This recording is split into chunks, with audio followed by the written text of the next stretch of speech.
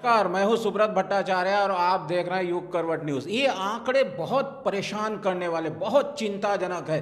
पिछले 55 दिनों से 1 लाख संख्या थी, लेकिन पिछले 15 दिनों में 1 लाख संख्या और गई। भारत में इस समय 2 लाख के करीब कोरोना संक्रमित है। इस पर बात करेंगे। हमारे साथ है हमारे कॉलमनिस्ट पंकज शर्मा जी, साथ में है प्रधान संपादक सलामत मियाँ जी। सर, पिछले 15 दिनों में 1 लाख, क्या कहेंगे? देखिए, जब ये माननीय प्रधानमंत्री जी ने पहला संबोधन किया था तब इसमें भी बात आ गई थी। उन्होंने कहा था कि दिनों के हिसाब से बढ़ता है, तो ये कोई चौंकाने वाली बात नहीं है। ये तो हमें पहले से मेंटली प्रिपेयर्ड थे इसके लिए कि जो जितना था 4 दिन में और 6 दिन में और 8 दिन में ये चीज़ आई थी। लेकिन मैं इससे भी अलग एक बात कहना चाहूँगा आपको कि अब आप ये कोरोना को भूल जाइए एक तरीके से। जिस तरह के अब मैं देख रहा हूँ 2 दिन से न्यूज़ चैनल्स, कहीं कोरोना की न्यूज़ इतनी हाईलाइट नहीं हो रही जितनी पहले हो रही थी। पहले इतना बातें आ रही थी, तो जाहिर है कि अब मुझे लगता है सरकार ने जिस तरह से खोल दिया है, लॉकडाउन तरीके से खोल दिया, अनलॉक शुरू हो गया, तो मुझे लगता है कि अब शायद कोरोना की न्यूज़ें कम आएंगी और ये आप ही और हम सब चौंकते रहेंगे देखते हुए डिटेल्स। तो अब ये तो बहुत, देखिए आज आप देखिए कल से अब तक लेके जो है केवल और केवल तूफान चल रहा है। सारे चैनल उठा के देख लिए, तूफान चल रहा है और तूफान खत्म होगा तो फिर कुछ और चलेगा। तो जाहिर है कि कोरोना को तो अभी ये बढ़ेंगे, जितने मरीज़ बढ़ेंगे सरकार के पास बड़ी परेशानियाँ पैदा हो जाएंगी, किस तरह इंतज़ाम करे, क्या करे। तो लगता है मुझे ये तो बहुत आने वाले ख़तरनाक दिन हैं। और जिस तरह से हमारे पास पहले दिन जो 22 और 24 मरीज़ थे, तो हमने कितना लॉकडाउन किया था 28 दिन का। उसके बाद लगातार बढ़ रहे हैं। एम्स के डायरेक्टर ने ये बात कही कि ये जून और जुलाई बड़ा ख़तरनाक है। WHO ने भी कहा कि बहुत ख़तरनाक है। साथ ही जो अभी IMA के प्रेसिडेंट हमारे यहाँ आए थे इंटरव्यू में, आशीष अग्रवाल, उन्होंने भी कहा कि बड़ा पैनिक होने वाला है। अब उसके बावजूद भी देखिए आप इस तरह का माहौल हो रहा है, तो हमें लगता है कि अब ये सब चीज़ें बड़ी शांत हो जाएंगी, ये दूसरे इशू आ जाएंगे। आज आपने अपने कॉलम में तीसरी आंख में इसका जिक्र किया है कि अब कोरोना से संबंधित खबरें जो है हेडलाइंस नहीं बन रही है, कोई और विषय बन रहा है। क्या कहेंगे? मतलब मीडिया के लिए भी अब कोरोना ज़्यादा बड़ी खबर नहीं बन रही? नहीं नहीं, जाहिर है कि मीडिया के लिए तो वही खबर बड़ी बनेगी जिससे जो कहा जाएगा उससे। अब देखिए जिस तरह से लगातार 50 और 55 दिन लगातार कोरोना के अलावा कोई इशू नहीं था हमारे पास। अब और जबकि मरीजों की संख्या बहुत कम थी, अब जहां 2 लाख हो गई है उसके बाद वो आप देखिए इतनी स्टोरीज नहीं आ रही हैं, इतनी प्रेस कॉन्फ्रेंस नहीं हो रही हैं। तो जाहिर है कि दूसरे इशू पे काम होगा। कोरोना को ठंडा कर दिया है, क्योंकि कोरोना को लेकर जिस तरह का माहौल देश में है, लोग दहशत में थे, तो मुझे लगता है कि इसको शायद हो सकता है कम कर दें। और क्योंकि सरकार के पास भी कोई इंतज़ाम ऐसा नहीं है जो लॉकडाउन खोलने के अलावा, तो ये परेशानियां भी बहुत आएंगी। लॉकडाउन के दौरान आर्थिक गतिविधियां लगभग समाप्त रूप बंद हो गई थी। कल प्रधानमंत्री नरेंद्र मोदी ने उद्योग जगत से बात की। उन्होंने कहा कि आप 1 कदम आगे बढ़िए तो सरकार 4 कदम बढ़ी। क्या सर, हम ये जानना चाहते हैं आपसे, क्या जो इकोनॉमी का पहिया है या जो आर्थिक गतिविधियों का पहिया है वो चलेगा? कल प्रधानमंत्री जी ने 125 वर्ष CII के पूरे होने पर उनको बधाई दी। साथ साथ ये संदेश दिया कि आप 1 कदम चलिए, मैं 4 कदम चलूँगा। वही जो योजनाएं थीं, उन योजनाओं को इन्होंने उनको दोबारा समझाया। MSME पर ज़्यादा जोर दिया। रही बात के इकोनॉमी की, इकोनॉमी पटरी पे तो अभी आने से रही। देखिए एक बात साफ है, हमारी GDP कोरोना पूर्व से ही पूर्व भी निरंतर लुढ़क रही थी। आप सब पा रहे होंगे, ये करीब 3-4-5 निरंतर गिरती जा रही थी। कोरोना संकट आया, हमें एक और लाठी मार दी, हमारी GDP शून्य से नीचे चली गई। मैंने बहुत पहले बोला था कि जो बेरोजगार लोगों की संख्या है वो 12 करोड़ के आसपास है, 12-16 करोड़ के आसपास है। उसके कारण अभी अर्थव्यवस्था तो पटरी पे आने वाली नहीं है। प्रयासरत जरूर है, हाँ, लॉकडाउन खोलना, इसके दिशा में एक प्रयास किया है सरकार ने, उसके अनलॉक करके। लेकिन आप ये कहें कि GDP 5 ट्रिलियन पहुंचेगी, ये अभी असंभव और एक बहुत बड़ा सपना है। नहीं पंकज, ये बताइए, जैसे हम लोग डिस्कस कर रहे थे कि अब कोरोना की न्यूज़ जो है पीछे चली जाएंगी ना। कोरोना की न्यूज़, जैसे अभी भट्टाचार्य ने एक बात बोला, पिछले 15 दिन में संक्रमित की संख्या दुगनी हो गई, मतलब 1 लाख से 2 लाख आ गई। आप देखिए, मैं शुरू से कह रहा हूं कि ग्रोथ 7 to 8% के बीच चल रही है। जिस दिन ये 2% भी बढ़ जाती है उस दिन ये न्यूज़ बन जाती है। मतलब जब 85,000 मरीज थे और उस दिन 12,000 मरीज आ गए तो लोग ये न्यूज़ बन गई 11-12। अब 7-8% की न्यूज़ को रोज नहीं दिखाएंगे। जिस दिन 7-8% से ऊपर, मतलब 10% ऊपर कूदेंगे संक्रमित की संख्या, उस दिन ये न्यूज़ दिखाएंगे। आपको एक बात और मैं क्लियर करूं कि 15 दिन पहले भट्टाचार्य साहब आप मानते हैं कि 1 लाख मरीज थे, आज मरीजों की संख्या 2 लाख हो गई है। 7 to 8% की ग्रोथ अगर आप पर डे लें, मतलब 1 लाख पे 7-8 हज़ार पेशेंट रोज लें, तो वो 15 दिन में दुगनी हो जाती है लगभग। अब यही ग्रोथ अगर चलती रही 7 to 8%, तो आप 2 लाख से 3 लाख होने का अनुमान पकड़िए भट्टाचार्य साहब। 16 विद इन अ वीक और से 8 डेज हम 2 से 3 पहुंच जाएंगे। तो इससे इतना घबराने की बात नहीं है। और मॉर्टेलिटी सबसे इंपॉर्टेंट है कि मॉर्टेलिटी मतलब मृत्यु दर इसके अंदर हमारे देश में सबसे कम है। बहुत सारे अन्य कारण हैं। और बस एक ही प्रार्थना करता हूं मैं समाज से कि कोरोना संक्रमण के साथ साथ भ्रम संक्रमण बिल्कुल ना फैलाएं। संख्या इसी प्रकार धीरे धीरे बढ़ती रहेगी, उससे चिंतित होने की कोई आवश्यकता नहीं। लेकिन अभी भी टेस्टिंग पर सवाल उठ रहे हैं। ये कहा जा रहा है कि भारत में पर्याप्त संख्या में टेस्टिंग नहीं हो रही है। हकीकत कुछ और है, सरकार कुछ और कह रही है। ये तो बात बिल्कुल स्वीकार करनी पड़ेगी कि टेस्टिंग की संख्या जितनी होनी चाहिए उतनी नहीं हो रही। पर एक हमारे यहाँ मरीजों की संख्या, वहम मरीजों की संख्या बहुत है।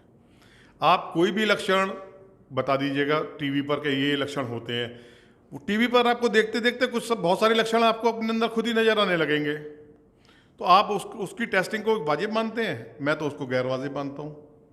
कोरोना और सामान्य बुखार, सामान्य वायरल बुखार के लक्षण शुरुआती दौर में एक जैसे लगते हैं, परंतु यदि बुखार टूट नहीं रहा है, आपको सांस लेने में तकलीफ आ रही है, तब आप कोरोना टेस्ट के लिए जो ऑलरेडी कम हो रहे हैं उनके लिए जाइए। लेकिन भ्रम अपने अंदर मत रखिए कि आपका क्या कहना है? मतलब अगर संख्या बढ़ेगी तो कोई टेंशन नहीं लेना लोग? नहीं, संख्या बढ़ेगी तो संख्या बढ़ने की टेंशन मत लीजिएगा, बिल्कुल भी नहीं। प्रिकॉशन तो लेना चाहिए ना। प्रिवेंटिव मेजर्स जितने भी हैं उनको फॉलो अप करिए। संख्या निरंतर बढ़ेगी। ये 1 लाख से 2 लाख आने में 15 दिन लगे हैं और 2 से 3 आने में सिर्फ 7 या 8 दिन लगने वाले हैं। तो ये भी कहा है कि शायद ये अगस्त तक जो है 2.25 करोड़ के आसपास पहुंच जाएगी आई थिंक।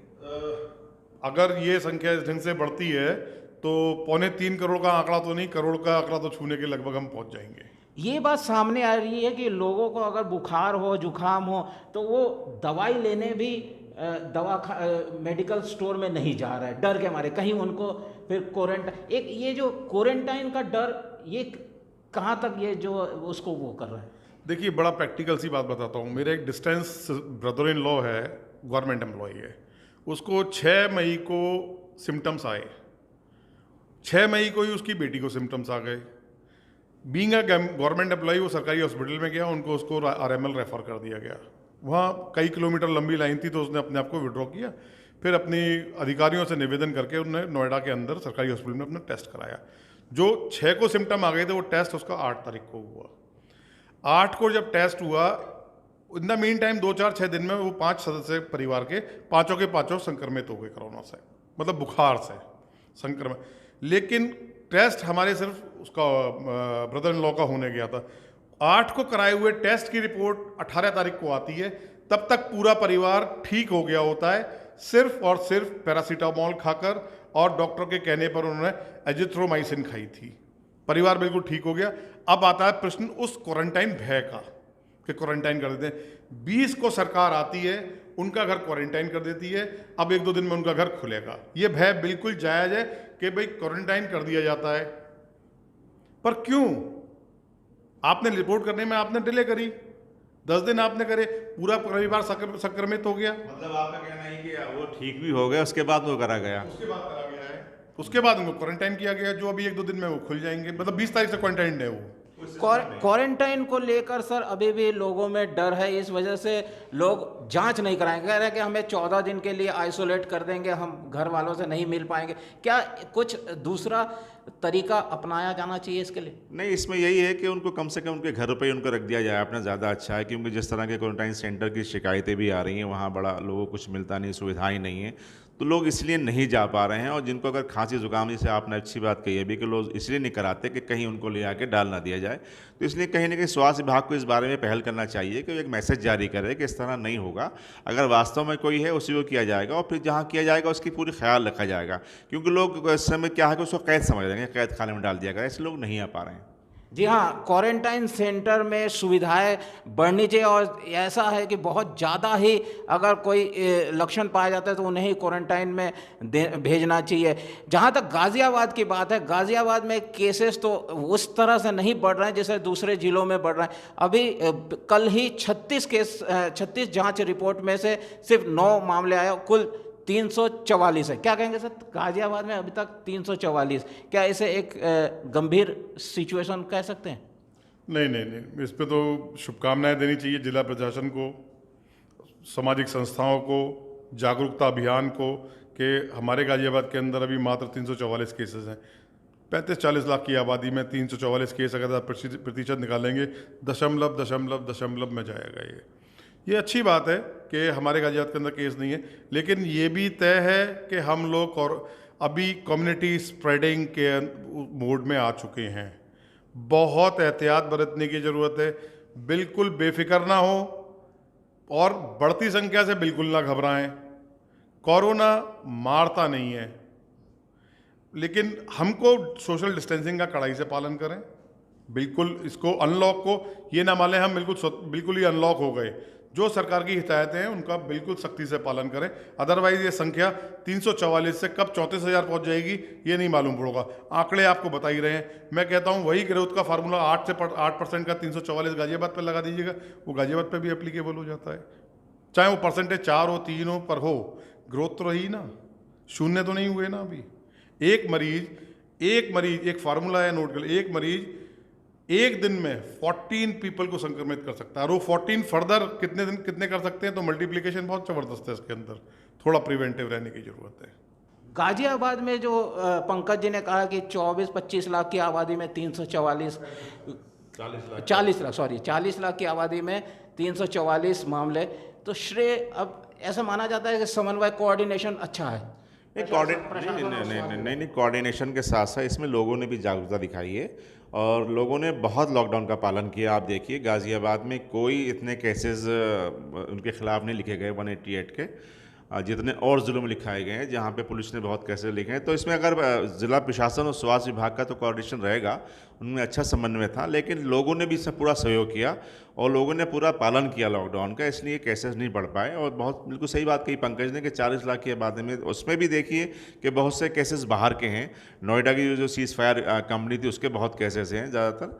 तो इसमें कोई दराई नहीं कि लोगों ने भी अपनी पूरी जिम्मेदारी निभाई है और मैं उम्मीद करता हूं कि आगे भी इस तरह का जितनी छूट दी गई है उसका पूरा पालन करेंगे और ऊपर वाले से दुआ ये है कि हमारे यहाँ कोई केसेस की संख्या नहीं बढ़े।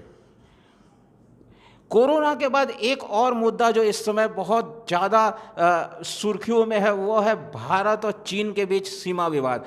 कल रक्षा मंत्री राजनाथ सिंह का इसमें बयान है। उन्होंने कहा कि ऐसी कोई बात नहीं है, इस तरह की झड़पें होती रहती है, लेकिन इसको कोरोना से जोड़कर देखा जा रहा है। चाइना का ये प्रयास है कि दुनिया भर का जो है ध्यान कोरोना से हटाकर सीमा विवाद पर लिया जाए। क्या कहेंगे सर, कल राजनाथ सिंह का आपने बयान देखा, उन्होंने जो कहा उस पर क्या कहना? नहीं, बिल्कुल सही है। कल उनका बयान आया था, उन्होंने कहा कि ऐसी कोई बात नहीं, इस तरह की तो चलता रहता है सब कुछ और हमारी वहाँ भी सेनाएँ लगी रहती हैं।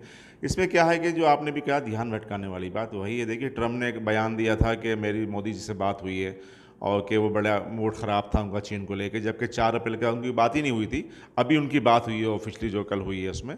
देखिए उसमें क्योंकि देखिए ट्रम्प भी चुनाव में लग गए, उन्होंने घोषणा कर दी है चुनाव की, तो ये सब ध्यान भटकाने वाली चीज़ें हैं, ऐसा कुछ नहीं है। और यदि कोई ऐसी चीज़ आएंगी तो मुँह तोड़ जवाब दिया जाएगा। जी हाँ, मुंह तोड़ जवाब दिया जाएगा। लेकिन साथ ही न्यूज़ चैनलों द्वारा एक और खेल शुरू कर दिया। अब वो जो है सैन्य संसाधनों की तुलना भी करने लगे। क्या सर लगता है कि भारत और चीन के बीच कभी युद्ध जैसी स्थिति आ सकती है? देखिए, लाख अफगान लुटेरे आए थे और हमारे चंद सिखों ने उनको रोक दिया था। चीन की सेना 24 लाख है, 23 लाख है, हमारे पास 12 लाख है, 13 लाख है। ये युद्ध के मैदान में मैटर नहीं करता। जज्बा, हिम्मत, दृढ़ इच्छा शक्ति जो हम सब भारतीयों के पास है। आपने पिछले दिनों कुछ देखा होगा कि ट्रंप साहब ने हमारे माननीय प्रधानमंत्री जी को कहा था कि इसके परिणाम भुगतने पड़ेंगे अगर हम हाइड्रोक्लोरोक्विन नहीं देंगे। सोशल मीडिया के माध्यम से सब धर्म, सब जात, सबसे ऊपर देश बन गया था। हर धर्म, हर जात ने बोला कि हम आपके साथ हैं। वही जज्बा हमारे देश के अंदर, हमारे देश की जनता के अंदर चीन को जवाब देने का है। चीन का रक्षा बजट हमें मालूम है हमसे तिगना है, ये क्यों बताया जाता है? चीन हमसे क्षेत्रफल में कितना बड़ा है ये बताएं। जिस ढंग से हम अपने बजट का आकलन करके उसके 1/3 चीन का करते हैं, नहीं, हम अपने बजट का पूरा करते हैं, ये नहीं बताएं। रीज़न उसका ये है कि चीन का क्षेत्रफल हमसे कहीं बड़ा है, तो रक्षा बजट भी स्वाभाविक है कि कहीं बड़ा होगा। उसकी सीमाएं कई देशों से लगी हुई हैं, स्वाभाविक है कि उसको रक्षा बजट अपना बनाना पड़ेगा। वहाँ पर कम्युनिस्ट गवर्नमेंट है, तो लॉ एंड ऑर्डर मेंटेन करने के लिए, लोगों की स्वतंत्रता ना मिले इस बात के लिए उनका रक्षा बजट ज़्यादा होगा। ये सब अन्य कारण है, लेकिन हमारा देश कहीं पीछे हटने वाला नहीं है। और चीन की समस्या मैं आपको पहले भी बोला था कि वर्ल्ड की दो न्यूक्लियर पावर कभी आपस में नहीं टकराएंगी, और ये टकराव इस बार भी नहीं होगा। ये सिर्फ भटकाने का एक तरीका है। फिर मैं आपके सर कॉलम में आऊँगा। सारे न्यूज़ चैनल इस चीन और भारत के बीच सैन्य तुलना करके एक हवा बना रहे, देश में एक ये दिखाने की कोशिश कर रहे हैं कि अभी हुआ युद्ध। क्या कहेंगे? देखिए, मैंने आज लिखा यही है कि मीडिया जो है, टेलीविज़न मीडिया खासकर, वो इस तरह डरावनी खबरें देने लगा है कि लोग बीमार होने लगे, डिप्रेशन में जाने लगे हैं। देखिए, तूफ़ान पहले भी आते थे, महामारी पहले भी आती थी, ठीक है, जागरूक कर रहा है मीडिया, सब कुछ ठीक है, लेकिन जिस तरह का उसका अंदाज़ है वो ठीक नहीं है। अब उसके पास 24 घंटे दिखाने के लिए कुछ नहीं है। पहले एक ही चैनल होता था, दूरदर्शन, तो जाहिर है उसमें एक बार खबरें आती थी। अब ये अपनी खबरों में मसालेदार बनाने के लिए डरावने अंदाज में ऐसा कर देते हैं कि बस तूफ़ान वहाँ आ गया, मोड़ पे आ गया, नीचे आ गया। तो मुझे कई लोगों से आज ही बात हुई, सुबह कई लोगों ने फ़ोन किया, भाई किस टाइम तूफ़ान आने वाला है। तो ये चीज़ें हैं, ये तो मीडिया एक तरह से हवा बनाता है चीज़ों को, लेकिन फिर भी जागरूक कर रहा है मीडिया, बहुत जिम्मेदारी निभा रहा है, इससे भी इनकार नहीं किया जा सकता। जी हाँ, मीडिया जागरूक तो कर रहा है, लेकिन लोगों में एक डर भी पैदा कर रहा है। कैमरामैन वरुण के साथ सुब्रत भट्टाचार्य, युग करवट न्यूज़ के।